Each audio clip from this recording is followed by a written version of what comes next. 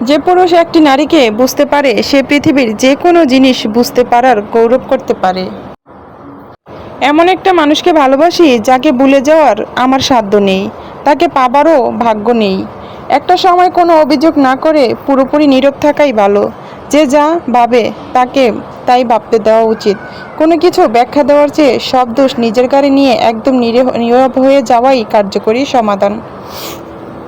অহংকারী মানুষগুলো মাটিতে পা ফেলে যেমন হাঁটতে চায় না, ঠিক তেমনি তার ডানা মেলে আকাশে উঠতেও পারে না। কেননা অহংকার হলো ভারী একটা বোঝা। দিনে দিনে বুঝতে পারবেন, একা থাকা বিরক্তিকর নয়, শান্তিপূর্ণ। বাড়ির পাশের লোক মানেই প্রতিবেশী নয়।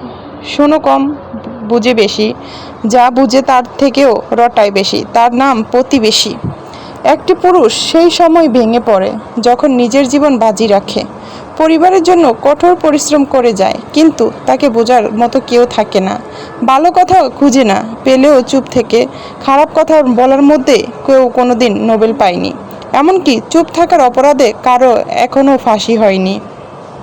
আজ যার কারণে হাসছো, একদিন তার কারণেই কাঁদতে হবে। পার্থক্য শুধু সময়ের।